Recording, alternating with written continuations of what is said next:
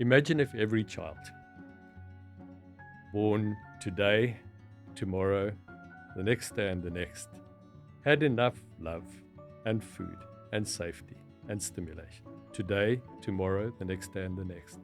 We would fundamentally change our future. There are children in South Africa whose names we may never know.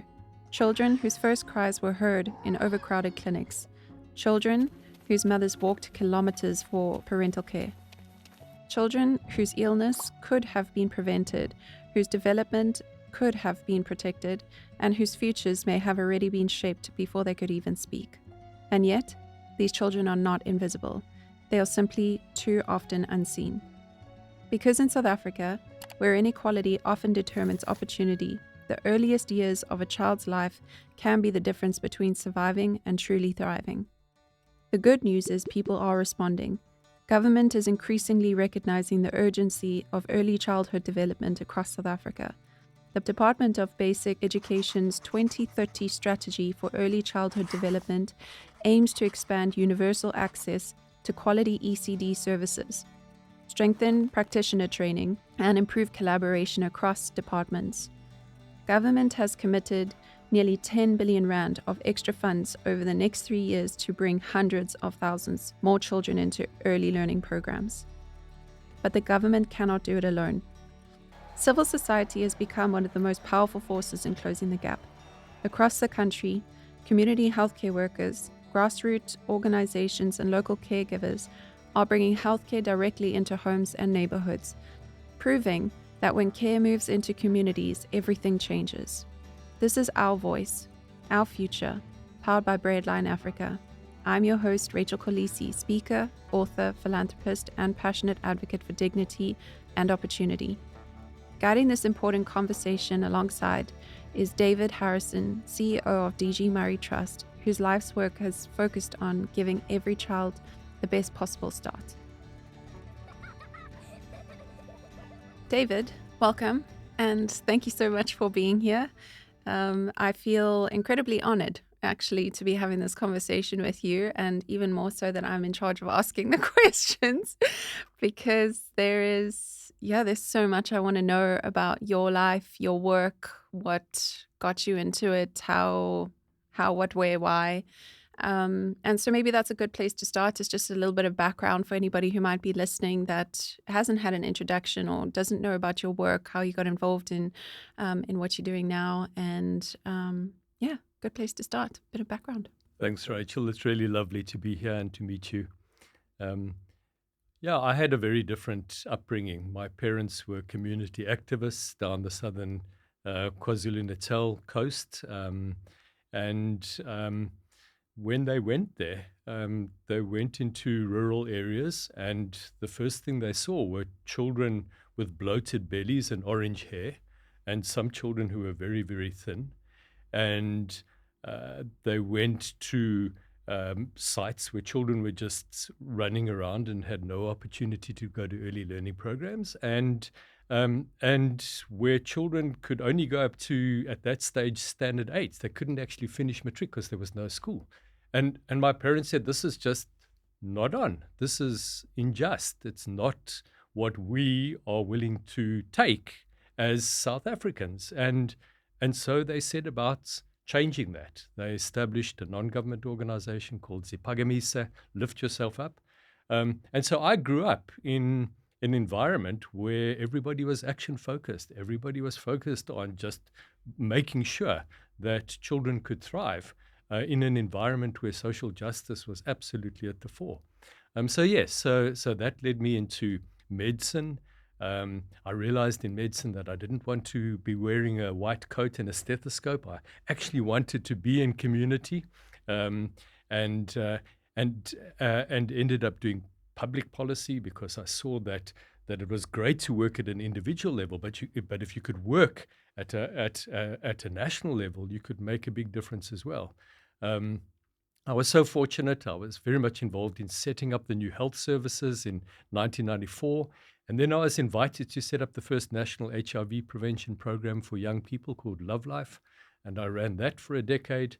And through that process, I really began to understand that the root causes of many of our problems, whether it's HIV, whether it's crime, is a lack of a sense of opportunity in life, a lack of a sense of just not being able to to develop to one's full potential.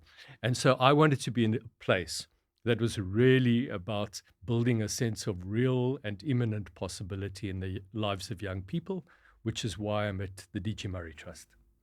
And how did that get involved? How did you get involved at the DG Murray Trust? Where did you kind of start off there? So you've had, this incredible journey of having parents who I just applaud, and I love that you were exposed to that level of action and urgency from such a young age. Because I think all of us as South Africans, if we are exposed at a younger age, it really does create almost like a cause for purpose, I think, in our own lives. Yes.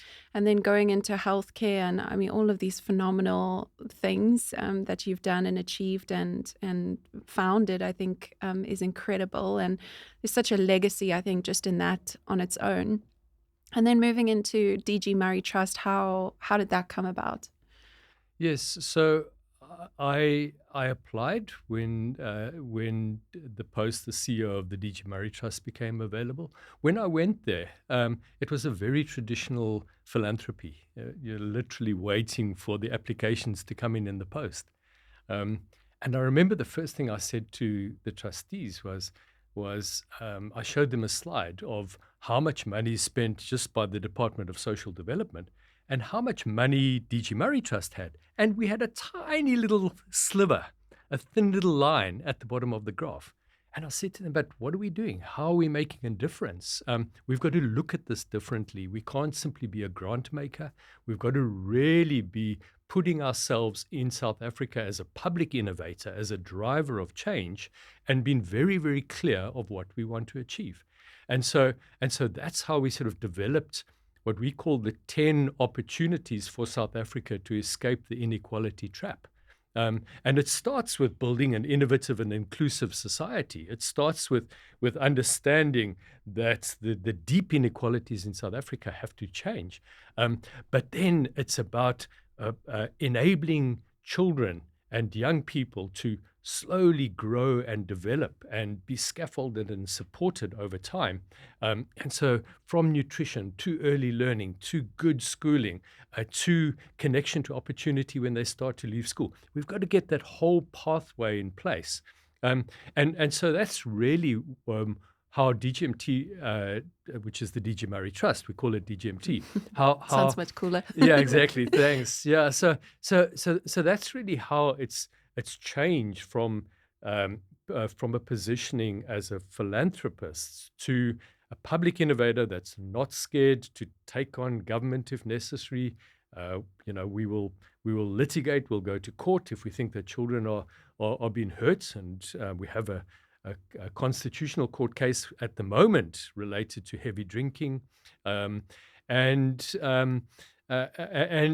we also engage. We're involved with civil society. We're involved with the presidency, with the treasury and others to drive forward a number of national initiatives for change in this country. It's a very exciting place to be. It sounds incredible. And I almost want to try and, you spoke about the 10 opportunities. Is that right? 10 opportunities. What are those? So the first, we have really three goals. The first is to build an innovative and inclusive society. And so this is really the context for change. Our opportunities there are to build imaginative leadership in South Africa. We think that we think that leadership has to be innovative. It has to be imaginative if we're going to solve problems. Second is to overcome some of the chokes on innovation that are holding us back as a country. And I've mentioned one, the high rates of alcohol abuse in the country. But there are others, like the fact that young people can't get access to data for development. The high cost of mobile data is another one. So we work in a number of areas related to lifting these chokes, so getting rid of these chokes. And then the third contextual one is really to try and build constructive synergy, sort of productive synergy between communities and the environment. We think that the environment is just so critical and so neglected in a way. So those are the three related to goal one. Goal two is to ensure that all children are on track by grade 4, because we know that if children are on track by grade 4, they are much more likely to complete school.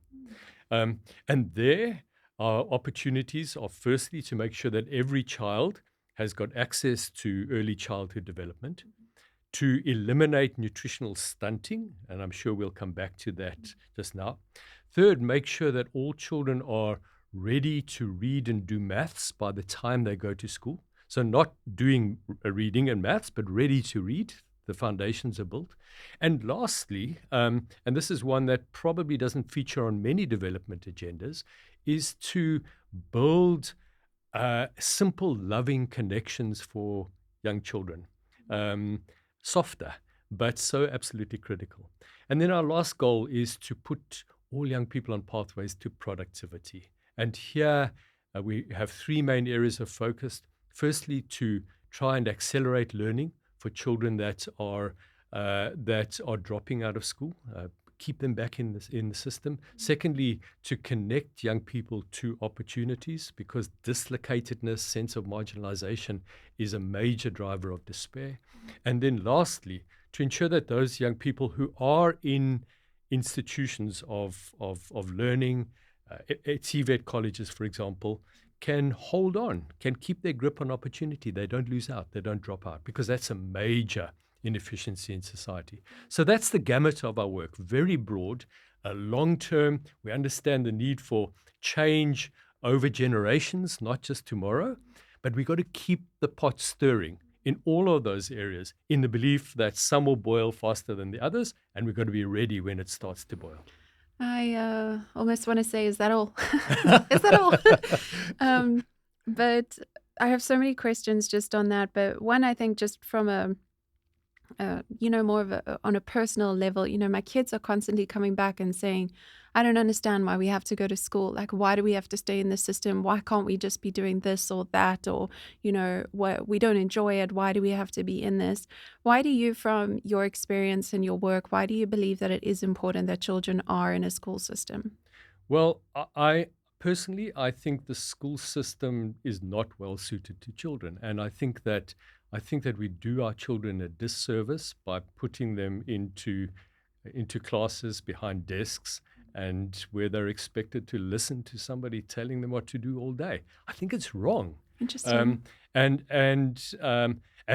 I'm really sure that over the next 10 years, with the explosion of information that's happening, we're going to see massive disruption. And I'm so glad that it's going to happen. We know the risks. We know that that obviously digital exposure creates all sorts of risks for young people. But what it's doing is it's putting back in their hands the ability to explore, the ability to look for ideas themselves. It's rekindling the sense of curiosity and imagination that's so critical. So I sympathize with your children. That sort of environment, and it's fantastic when you do see teachers, and there are amazing teachers who just create the space for curiosity, for imagination, for feedback. Understand that what we're involved in is not sort of conveying a set of information that we know is going to be out of date by next year anyway, but rather helping young people to have the ability to learn, rather than the information, the facts that they're expected to memorize and then regurgitate. Yeah, I mean, I have yet to understand where I'm going to use the square root of pi in my life, but you never know. I'd like to go back to an important point that you kind of touched on was nutritional stunting. And why this is important. In the previous organization that I was a part of, we did a lot of work, a lot of data collection, a lot of trial and error on nutrition and food security in South Africa. So maybe you could speak a little bit about, Is there actually a food crisis in South Africa, and why it has such an impact on children and their ability to learn? Yeah, so I mentioned at the beginning when my parents came to rural KwaZulu-Natal, they saw children with orange hair and pot bellies. We're really fortunate that we don't see that level of malnutrition, severe acute malnutrition, as we used to. Having said that, still 1,000 children a year die from that severe acute malnutrition. Um, Acute malnutrition is a factor in about a third of the deaths of children that happen under the age of 5. So we still have a problem, but we have a much bigger problem. That's just the tip of the iceberg. The much bigger problem is that many children are chronically malnourished. They're not getting enough food, and particularly they're not getting the right type of food. Um, what we see is that the parents of children are able to afford pop, but they can't afford protein. And so people buy a lot of pop, of maize meal, of starches that give energy, but don't necessarily contain the protein that's necessary for the bones to grow, the muscles to grow, and very importantly, the brain to grow. And that's what's missing in South Africa. So we've got this incredible imbalance where instead of 1 in 40 children being in the statistical tail of height for age, we have 1 in 4 in that tail. So 1 in 4 children are chronically malnourished. And so that's what we've got to address. We've got to confront that. We've got to understand that this is because proteins are not affordable, because there are some factors that need to be dealt with in terms of the first 1,000 days of life, and also helping families to grow their own food. These are critical strategies that can begin to reshape patterns of malnutrition in South Africa. But if we continue down this path, 1 in 4 children get to school, they can't learn properly. They're the ones that drop out. They're the ones that don't get employed. They're the ones that have children young. And their children become stunted. And so we perpetuate these cycles of marginalization and exclusion. We have to break it. I have yet to meet an organization that works in education and can avoid food security, can avoid feeding, because it's impossible for a child to be able to take information in when they're starving. They're hungry, and they cannot actually absorb the information that's given to them. What would a solution look like? What does a solution look like? So, we've got sometimes volunteers that want to do sandwiches. We've got a number of community kitchens across different communities in South Africa. We've got school feeding schemes. We also have a number of organizations I found in my work that kind of pop up with solutions to the problem, right? With breakfasts, for example, that are created. And unfortunately, when you scratch a little bit under the surface, it's not actually made with the intention of addressing the problem. Often it's just to be able to put bucks in the back of the pocket, which I find so interesting. So what is we as everyday South Africans, how can we be aware of it? Is there anything we can be doing to be helping address the problem? Well, I think what we have to do is start to understand that a child is programmed to thrive from conception. A child really requires very basic inputs: love, food, protection, stimulation. And if that child gets those, then it's like the scaffolding of a building. It starts to get higher and higher, and skills beget skills, and the child develops and grows over time.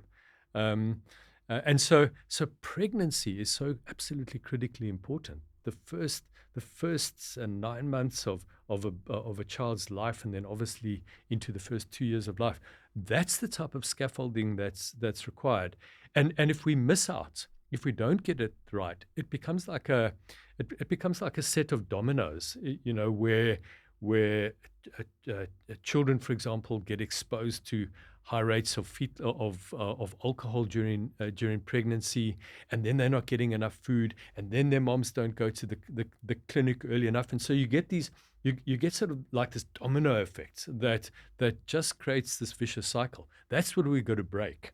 And so I think the first thing we all have to understand is that child development starts in pregnancy, starts with support for the mom, and there are things that can be done here. Firstly, government needs to address issues of alcohol harm. That's absolutely critical. Secondly, we have to make sure that pregnant women get enough food to eat, starting in pregnancy. Um, we've got a really exciting program in the Western Cape where we're testing what happens when you provide moms who are underweight or moms who've had low birth weight babies, give them protein-rich staples, give them foods, and see whether they can breastfeed better, see whether that changes the outcome of the child. So that's the second piece that needs to be done, and then. And then I do think that food production and food gardens are important. And that can be done. Yes, it's difficult in informal settlements, but it can be done in a lot of places with relatively small spaces, about the size of this table.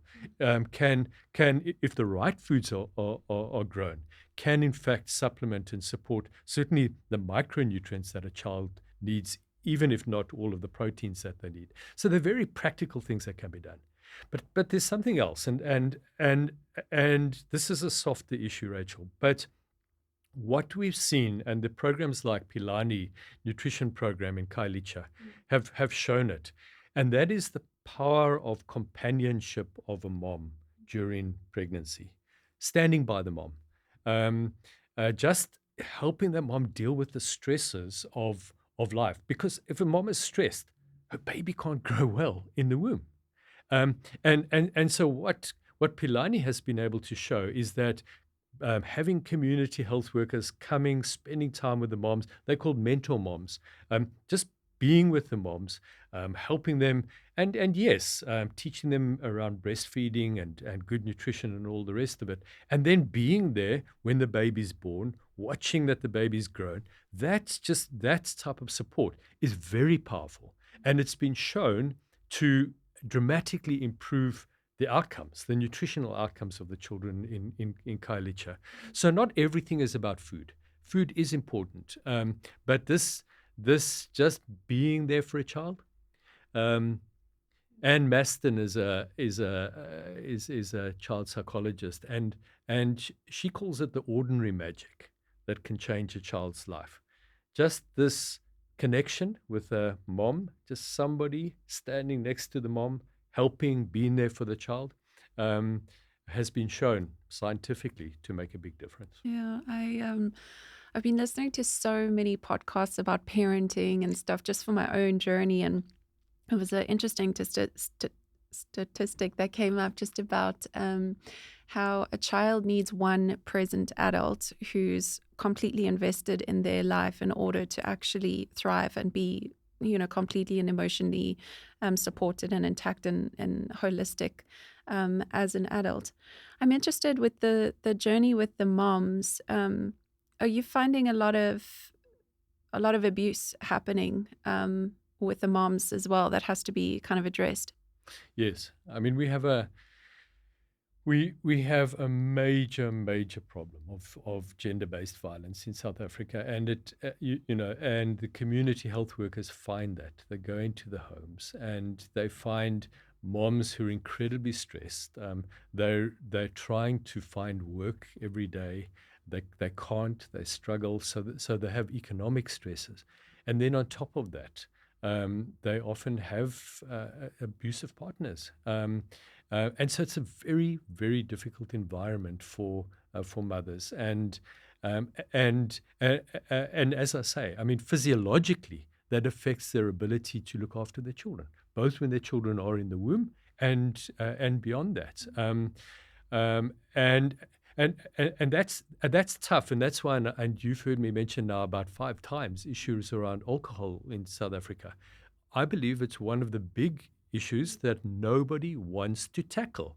And yet it's so obvious. Alcohol, excessive consumption of alcohol is the single biggest aggravator of gender-based violence in the country. It's the one thing that we can do things about, and we're not willing to tackle it. So let's stop talking about grand plans. Let's say these are the things that are in our power to do now, and let's start to put those in place. It's not going to address everything, but it can at least prevent maybe 15 or 20% of the gender-based violence that we're seeing. 100%. And I mean, if COVID wasn't a good tester of that, I think there's no better, data to look at than what COVID gave us. I remember seeing a picture that was trending around saying that it was the first time that a hospital had been empty. I think it was either New Year's Eve or Christmas Eve, but the first time ever the trauma unit was New Year's empty. Eve at Baragwanath Hospital. Yeah. And yeah, I mean, the research has now shown that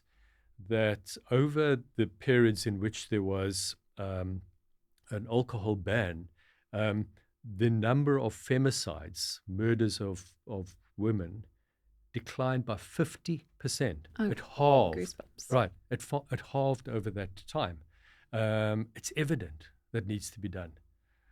So it's not only the women, but it's those children at home at 2 o'clock in the morning who exposed to the drunk partner coming home into that environment. And again, we've been talking about the physical parts of a child's development, but what about the emotional? What about the psychological? And how damaging it is over the first 3, 4, 5 years of life to be exposed to that violence. In recent work that I've been doing, I recently launched the Falling Forward Foundation, and I was going backwards and forwards about it because I was like, does the world really, especially South Africa, does it really need another foundation with over 200,000 registered organizations in South Africa? But I find that there's so many organizations, specifically ground root level organizations, that are doing such phenomenal work, but with very little exposure and support for the work that they're doing.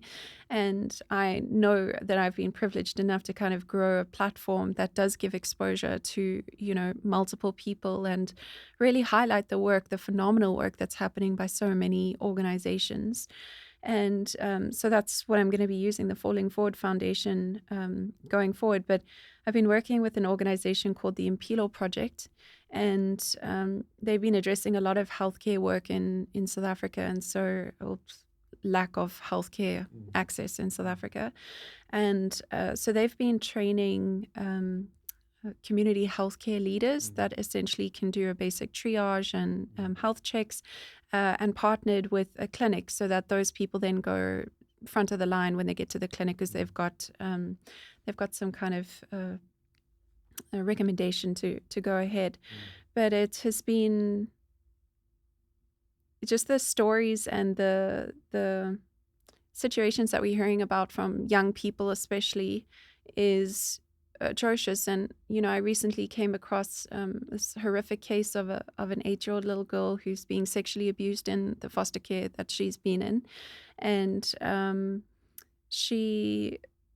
the teachers are terrified to receive any kind of reporting from the children. And so I have this thing now where I'm sitting with, where do little girls go to report? And not even just girls, actually. Where do children go to report abuse? Because the police, even just from our experience in this process, the police, I know there are amazing organizations that are doing phenomenal work alongside SAPS, but there's still far too few that are actually know how to deal with situations like that. DSD is completely overloaded, overrun. There wasn't even rape kits available for this little girl, and then we received back a positive rape kit, and only then would action be taken to have her removed. But it's something I've just been thinking of, is where do children go? If there isn't an organization that's intervening, what do we do? Where do we send them? Yeah. I mean, let me start by saying I think that the type of work that Falling Forward is trying to do elevates the experience and the actions of this lattice of organizations across the country is so critical.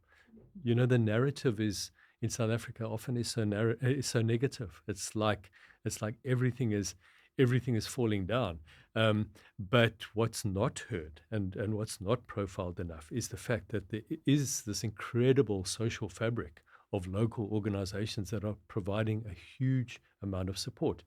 They're under stress. And I mean, we're experiencing it as DGMT, just the number of applications that are coming, the organizations that are folding. So they're under immense stress at the moment, but they're trying to fill gaps. They're trying to provide supports right across the country. And the amazing thing is that often it's just person like you and me who just starts to do something, who just in the church, in a mosque, sort of stands up and says, let's do it. In Bot River, for example, somebody said, let's ensure that every child in Bot River has a quality education from early childhood development up. And they started these activities, they started these programs going for 20, 25 years. And that's what we need. That's the sort of activation that we need. And so I'm not addressing your question directly, because we've got these deficiencies in the government system, and we have these big gaps in terms of delivery. But it really is in our hands, and it's in the hands of ordinary people to be able to stand up and say, here's a situation. That's what my parents did. They said, here's a situation, children with kwashiorkor. Here's an 8-year-old who's been raped. What do we do in a way, not only for this child, that's critical, but remembering that there are many, many children that are invisible to the system, that also need to be elevated. Stand up, take responsibility, be part of the solution. And I think it definitely, to your point, it can feel, even just in this situation, you run into wall after wall after wall after wall. And then, it gets exhausting. And of course, people are just giving up, and of course, people are just walking away. But to your point, there's this group, this fabric of people that are really just saying, like, we'll just keep going. We'll just keep going. We're going to like push through. And that's why I'm such a big fan of collaboration with organizations. I feel it's sometimes the nonprofit space can feel so isolating and so disheartening at times. You're like, am I actually helping the bigger problem here? And so I just love, what we've created with the Impilo Project. Just love the amount of collaboration that happens with so many different organizations, because then we're actually able to address like a much bigger thing of it. And I also loved your point around just individuals actually taking accountability and taking initiative and for these kinds of things, and not pointing fingers at, oh, it's government, and oh, it's not this one, and oh, it's I think every single one of us as individuals, it takes nothing to, even if you give a small portion of whatever you're able to, or time or effort, I think, to some of these organizations, or actually just share the work that they're doing, I think is so incredible. But all of us, I think, as everyday individuals, have the ability to do something in this country.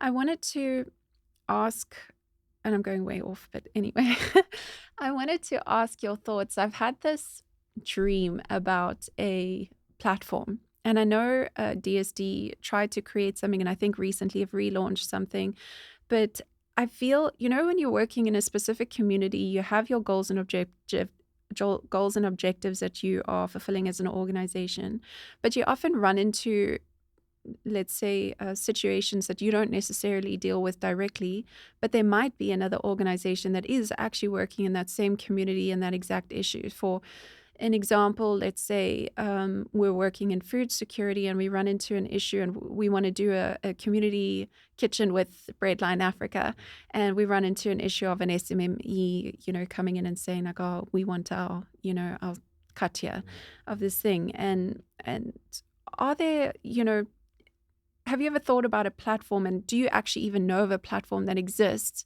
where it holds all of the vetted and legit organizations that are currently working in South Africa, where I as an organization can say, I'm working in Khayelitsha, this is what I'm trying to achieve, who's working in, let's say, gangsterism kind of support in that, who's working in a psychosocial support, where you can kind of just go tap into who's actually working in that community. Because sometimes I'm shocked at how many organizations are actually doing the same amount of work, but you don't know about each other at all, and you actually don't know where to find each other. Yeah, so I mean, there have been, and there are some digital platforms. So I think of Give and Gain, and the other more local platforms that sort of are who's who in our community. They have value. They definitely have value, and they can be instruments.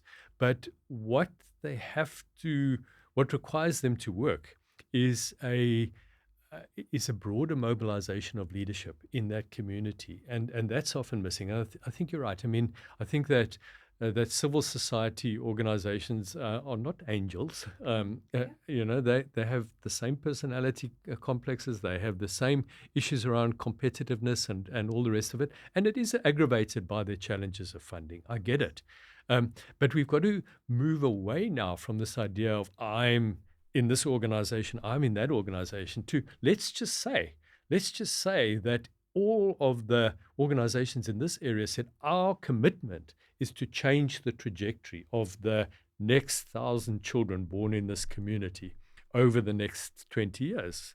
How are we going to do it? Together. Because love and food and protection and stimulation requires us to come together to do that. So let's develop the strategy together. Let's start to work together. And we saw it in COVID. We saw these community action networks that came together. So I think there's a sort of a dynamism and an engagement and a building of trust that is necessary. And then the digital platform starts to work. Without it, it becomes, people use it when it serves their purpose, not when it's serving the purpose of the child. Interesting.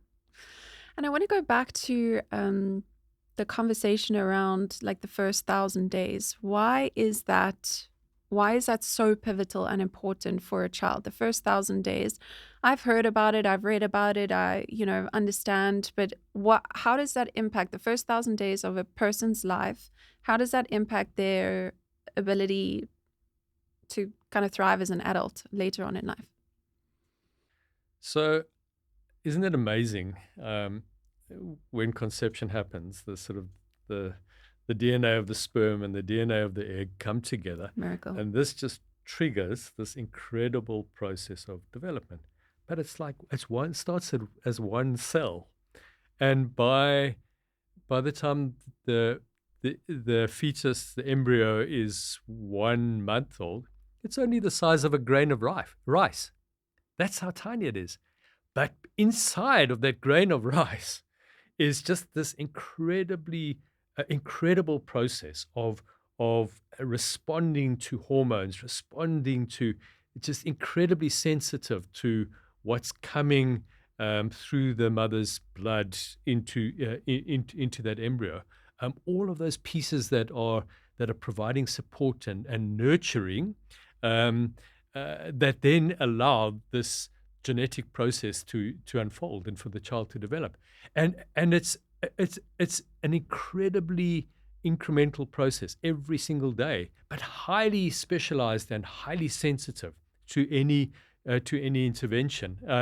And it's at its most sensitive. It's at its most engaging, if you like, with the environment during the time of pregnancy, and in the first couple of years after birth.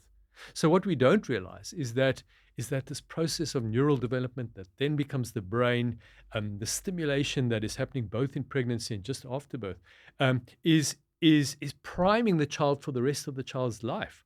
The connections that have been made in the brain are as a result of stimulation. That's where it's happening, and so if you look at it, the greatest synaptic connection, as we call it, the greatest number of connections, are happening in the last trimester of pregnancy and the first 2 years of a child's life. So language development peaks at age 2. Other intellectual development, the rate of change that's happening, all of that is peaking in the first few years of life. And so what we see is that shall we call it, the rate of return to any further investments in a child is being set in those first 1,000 days. You can invest later, you can take a child to school, but how high they'll be able to go depends on that scaffolding that's in place. And so the incredible power that is concentrated in the first 1,000 days, not only to shape that child's life, but collectively to reshape our entire society, to reshape our education system, to reshape our economic system, is unprecedented. It's unparalleled. We talk about the economy, we talk about trade and industry. We should be talking about how we ensure that those children's brains can maximally develop, because that is what's going to be most transformational for our education system and for our economy. So that's the power. And that's what really it just keeps intriguing me and driving me, is just, how do we get children's brains to spark? And the amazing thing is it's so simple. It's so basic. Let's just do it. Yeah. Yeah. And I think there's so many people willing and able as well.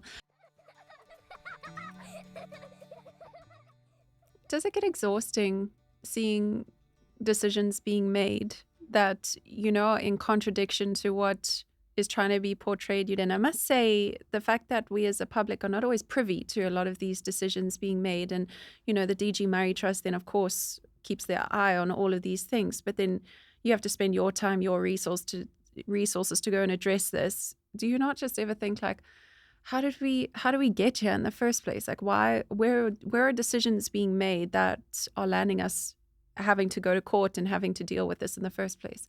Yes. There isn't a coherence. There isn't a logic. So the president announces nationally a mission to end stunting, and we're fully behind that, and we're working hard to get that right. And he identified issues of alcohol as needing to be addressed there. And yet then you have a province doing exactly the opposite. So there's a need for greater coherence. There's a need for greater political understanding. And that's a slow process. We know it is. We know it takes time. But we have seen, for example, the issues around early learning in South Africa. When we literacy statistics. When we started 15 years ago, the system excluded the children who needed early learning most. It financed only those centers that were good enough that yes, they needed the money, but they didn't need the money as much as the child who was in the shack, or the child who was being looked after in some sort of basic play group. It's taken us 15 years to change it, but it has changed. And let me say two things. I guess I am the product of my parents. My dad was sort of a social justice guy. My mom was a street fighter. And Love so that for your that's mom. quite a nice combination, right? It comes together quite well. So I'm happy to have the long-term agenda. I'm also willing to be on the streets and roll up my sleeves and be involved. So it works quite well. But just taking a step back from that, our understanding is that change doesn't happen linearly. It happens when things come together. Okay, when opportunities arise, when all of the work that we've been doing over time is combined with all of a sudden political interest, and is combined with a public that is gripped by this issue and says how we want change to happen. And when those things come together, when the evidence and the politics and the public demand come together, windows of opportunity open. We saw it in COVID. We'd been trying for 10 years to get to get the digital content of civil society organizations, of public benefit organizations, get that zero rated, so that young people could use their cell phone to get opportunity, to learn more about particular things. But it was just too expensive for them. A 10-year journey, went through the process, the policy. They tried to change the policy, went to the Competition Commission, went to ICASA, went to the Universal Service Access Agents. We laid it all out, cul-de-sac. 10 years later, I had nothing to show for it. COVID hit. All of a sudden, the penny drops. oh, people can use their cell phones to get access to information, right? So all of a sudden, everybody's saying, oh, here's a powerful instrument that could be used. So I could go along to the CEO of the ICAS, so the Independent Communications Authority, and said, make zero rating a condition of license for the network operators. Let them bid for that extra spectrum, and it's been included now as a condition of license. It's priced into how much they're willing to pay, and it's starting to roll out. But the point that I'm trying to make is that I could have given up. We could have given up. And many philanthropies fund 3 years at a time, fund 4 years at a time, and they're surprised when you don't see that change. This is slow, continuous change that suddenly is triggered by a tipping point. And we've got to be working consistently towards a tipping point. Thing is, Rachel, I never know when it's going to happen.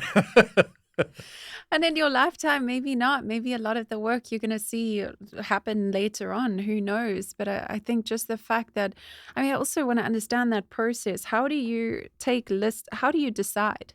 How do you decide what are we addressing? Do you collect data and then you make decisions from that? How are decisions made?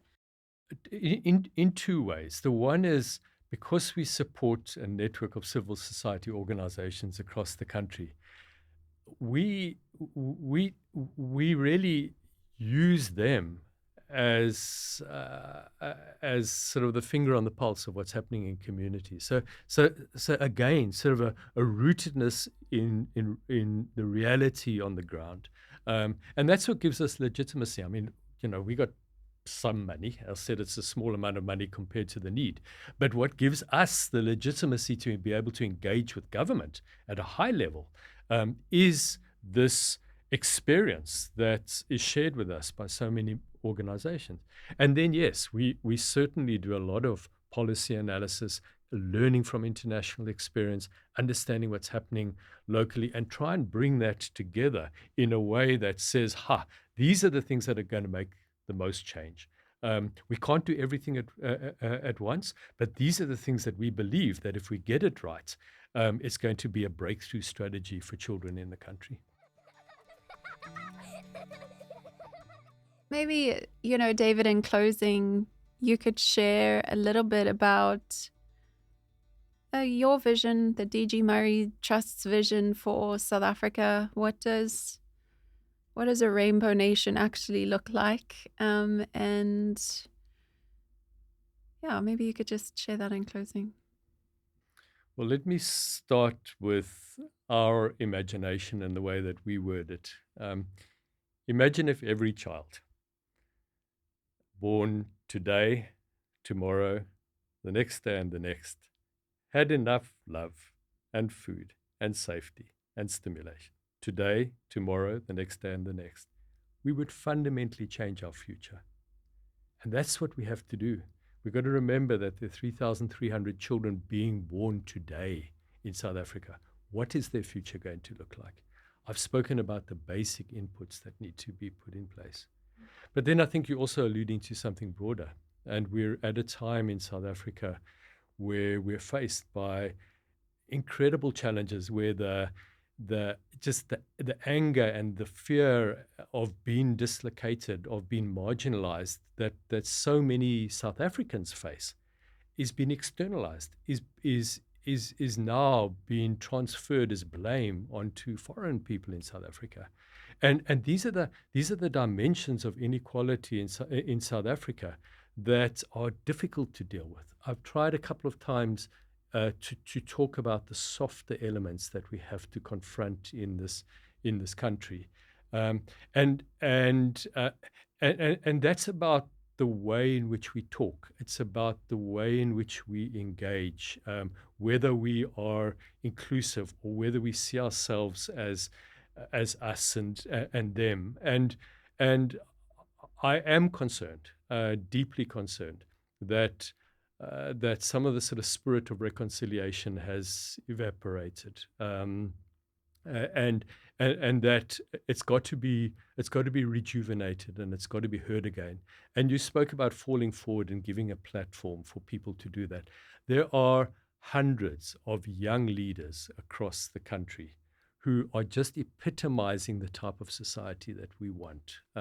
They're energetic, they're really problem focused, they're imaginative, they're trying to bring about change. And that's the tipping point that I think would help to restore this sense of pride, the sense of unity in South Africa, if we can give them voice. And it's the right time for us to be having this conversation. It's 50 years after 1976. It is an emergent leadership, but they're often sitting behind the veil. They're hidden in Khayelitsha, in other areas. Let's find ways just to elevate them, to let other people understand what they're doing, but also for their voices to be heard collectively. If we do that, I think the type of attitudinal change, the type of transformation, the imagination of a different South Africa will come to the fore. It's been an absolute honor, honestly. It really has. And I think you've just got so much experience, so much wisdom to share. And I'm so inspired by the fact that you as an individual, but also as an organization, you don't back down. You don't, there's an issue and you don't just like fold over and say, oh, it's not our issue to deal with. You actually just put on your jackets, put on your boots, and you get to work. And I think that that's so incredible in a time when I think it's so easy to just give up and to fold and just say, I can't, it's too much. I really am in awe and inspired. So thank you so much for this conversation. And yeah, I'm really grateful. Thank you, Rachel, and to you too for the work that you do and the platforms that you provide to so many people. It's an asset to South Africa, and it's really been a pleasure speaking to you. Bless you, thank you. A child should not need extraordinary resilience simply to access basic care. The first 1,000 days are not only about health, they are about possibility, about whether a child is given the chance to grow, to learn, to thrive. When we invest in children early, we do more than just prevent illness. We build futures, we strengthen families, we restore dignity. This has been Our Voice, Our Future, powered by Breadline Africa. Until next time, let's keep making sure no child goes unseen.